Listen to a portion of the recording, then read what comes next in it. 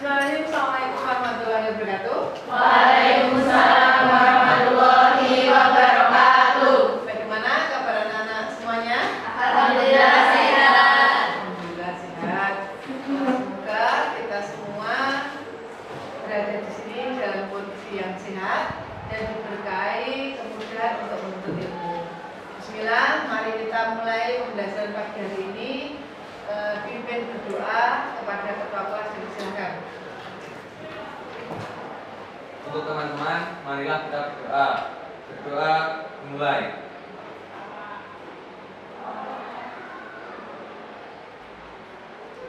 Doa selesai. Oke, baik. Sekarang Bu ini akan melakukan presensi ya. Presensi terlebih dahulu. Siapakah hari ini yang tidak hadir? Masuk semua, guru-guru masuk semua.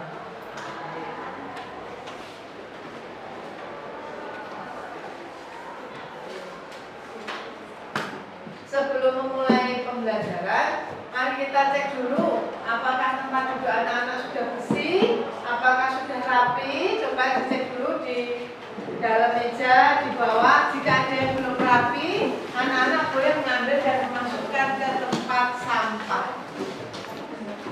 Ya, oke. Oleh karena itu anak-anak biasakan untuk tetap menjaga kebersihan kelas, untuk tetap menjaga kerapian, untuk tetap menjaga kesehatan. Baik, sekarang untuk memotivasi pada pagi hari ini, mari kita melakukan yel-yel seperti biasanya. Yel-yelnya biasanya apa, Pak? SMK bisa 3 kali, luar biasa. Ya, pimpin ya. SMK Bisa luar biasa. Oke. Bismillah, kita mulai anak-anak. Pada hari ini kita akan belajar melanjutkan dari materi minggu yang kemarin, masih terkait dengan laporan keuangan usaha. Nah, oleh karena itu untuk memastikan kesiapan anak-anak, maka Ibu akan melakukan pretest. Silakan, pretest akan Ibu lakukan dengan menggunakan Kahoot. Silakan mulai diakses di HP anak-anak. Oke, saya pastikan dulu siapakah yang ada kesulitan terkait dengan jaringan. Ya, siap ya.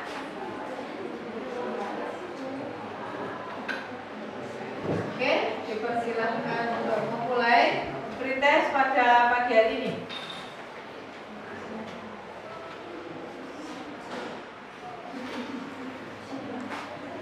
Lanjut ya. Ini nomor terakhir.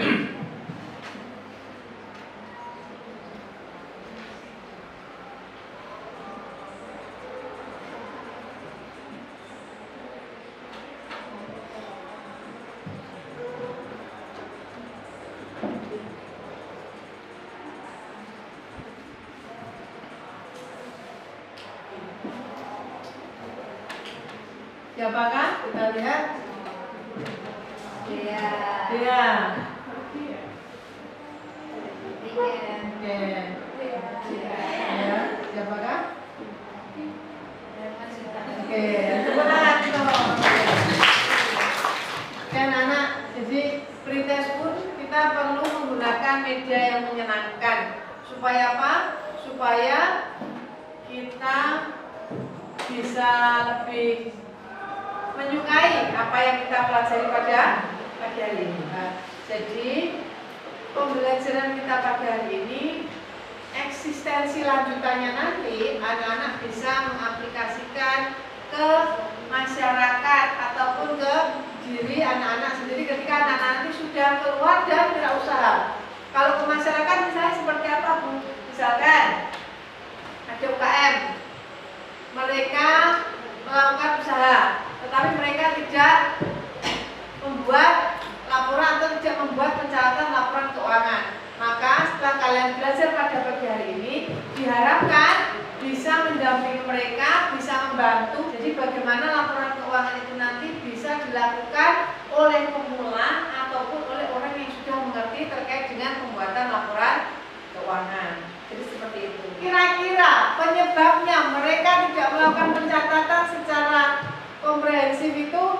Mbak? Kurang pengetahuan. Apa? Mungkin dirasa ribet. Ada lagi?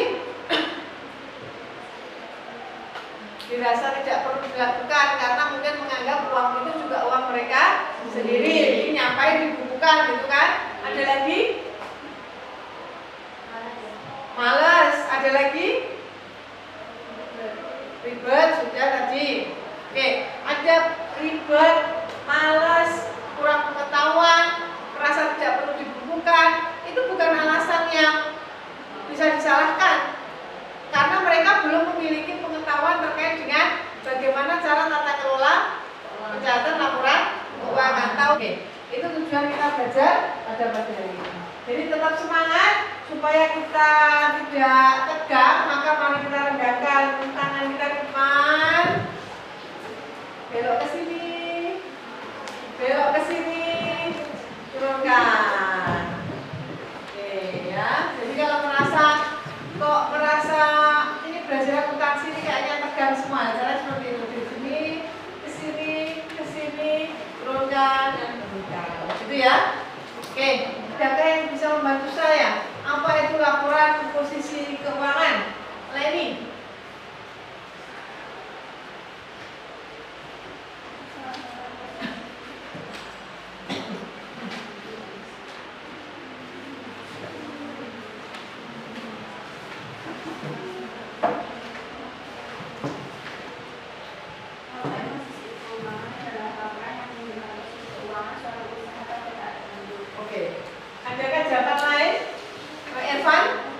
Laporan posisi keuangan merupakan laporan keuangan yang melaporkan aset, liabilitas, dan ekuitas perusahaan pada suatu saat tertentu dengan periode akuntansi yang memudahkan dalam menganalisis dan memprediksi arus kas di masa mendatang. Oke, jadi laporan posisi keuangan ada zaman Mbak Leni, ada zaman Mas Irfan, ini garis bawahi. Pada intinya laporan keuangan adalah laporan yang menunjukkan posisi keuangan usaha pada satu waktu tertentu.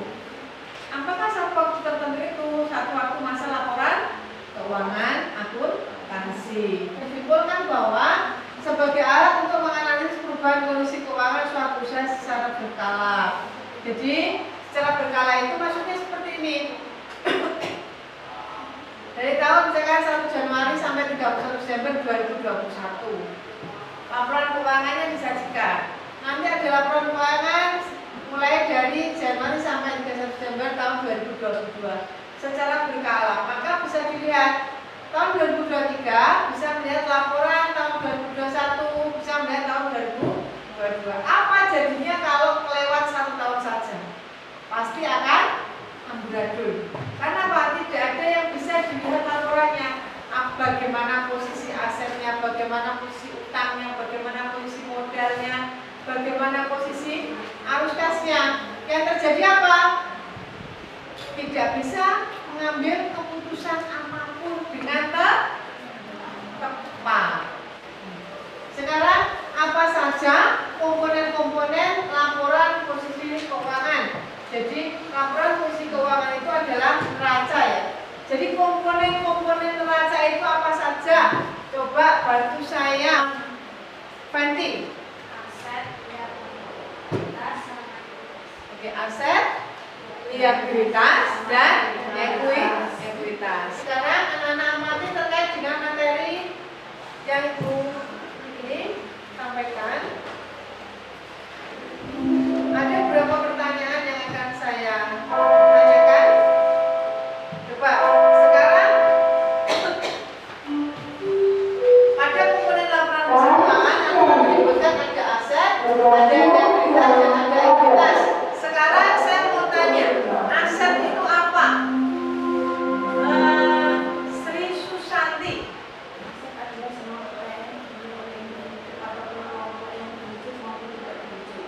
Baik, jadi Susanti bagus jawabannya. Sekarang liabilitas Alinda. Liabilitas adalah kewajiban yang harus dilunasi atau pelayanan yang harus dilakukan pada masa datang pada pihak lain. Oke, baik. Sekarang belakangnya Alinda. Mbak siapa? Vita.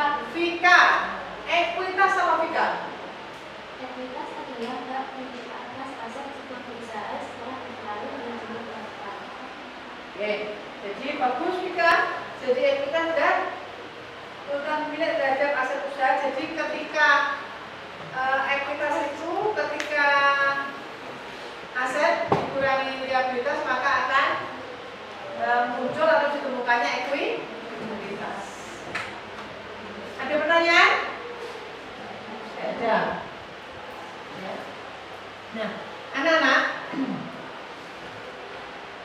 Ibu juga sudah menyampaikan melalui WhatsApp terkait dengan tutorial langkah-langkah pembuatan laporan posisi keuangan. Anak-anak, saya kasih waktu 2 menit untuk identifikasi masalah yang ada di lingkungan sekitar Ibu terkait dengan pencatatan laporan keuangan. Misalkan Bu, di lingkungan saya itu ibu saya itu sebenarnya itu juga wirausaha dulu, toko kelontong kecil. Tetapi ibu saya itu hanya melakukan pencatatan apa ya. Harusnya ibu saya itu sudah bisa melakukan pencatatan yang sederhana, tetapi beliaunya nggak mau, alasannya karena ini. Nah itu kira-kira nanti apakah bisa tersolusikan dengan apa yang kita pelajari hari ini atau tidak? Identifikasi dulu masalahnya.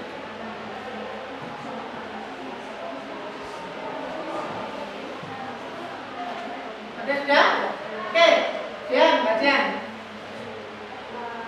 Menurut saya permasalahan terkait mengapa pengusaha tidak membuat laporan keuangan itu mungkin karena mereka menganggap bahwa usahanya itu hanya usaha kecil.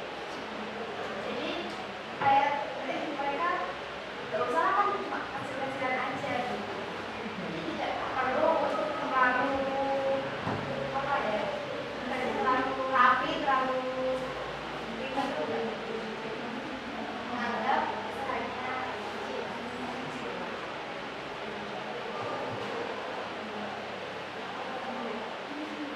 Menganggap bahwa usahanya itu kecil, jadi tidak usahlah repot-repot membuat pencatatan laporan. Nah sekarang anak-anak, silakan anak-anak berdiskusi, silakan dibagi menjadi 6 kelompok. Kita akan menyelesaikan lanjutan LKPD yang belum kita selesaikan pada pertemuan yang pertama. Silakan.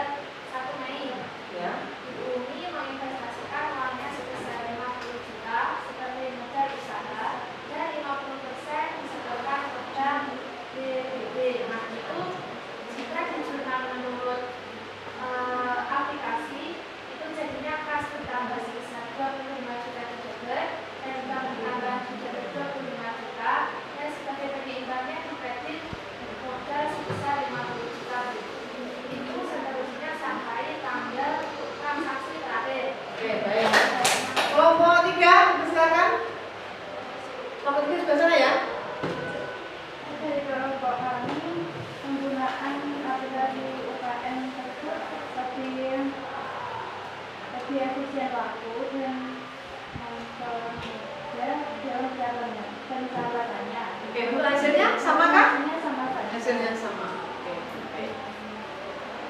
Tepuk tangan untuk kelompok 3. Itu kuncinya di sini. Nah, selanjutnya anak-anak saya kasih waktu 2 menit untuk melakukan analisis rasio. Dipersilakan. 2 menit aja. Nanti setelah itu hasilnya bisa dikumpulkan dalam bentuk lembaran kertas atau di buku secara berkelompok. Untuk yang aplikasi bisa menggunakan dikirimkan melalui via WA.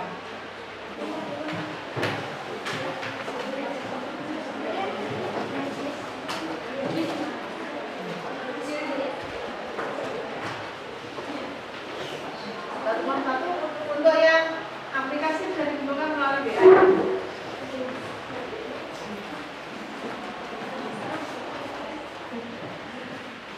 Nah, untuk memastikan bahwa apakah materi pada hari ini anak-anak benar-benar menguasai, Ibu akan melakukan post test. Dipersilakan untuk menyiapkan HP-nya masing-masing. Bisa kita mulai?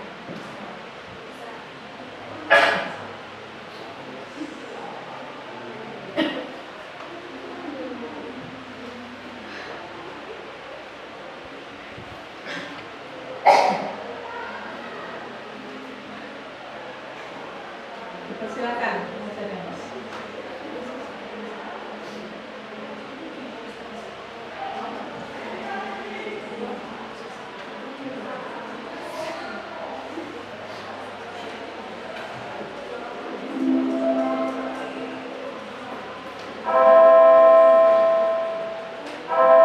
Mari kita ambil kesimpulan untuk pembelajaran pada hari ini. Bisa membantu saya, Niken. Kesimpulan apa yang bisa kita ambil dari pembelajaran hari ini?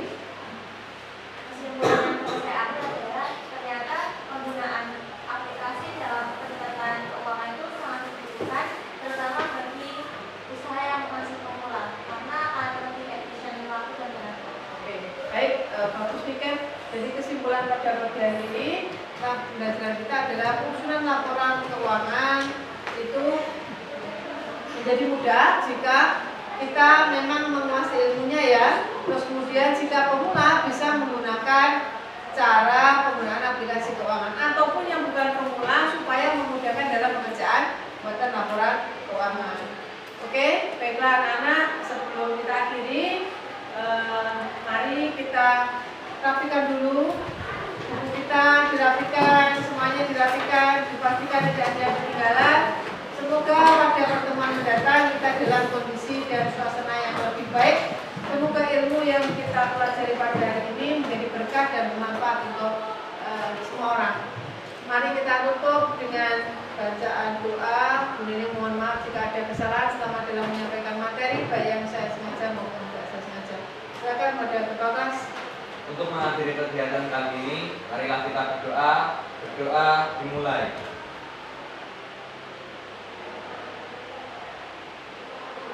Doa selesai.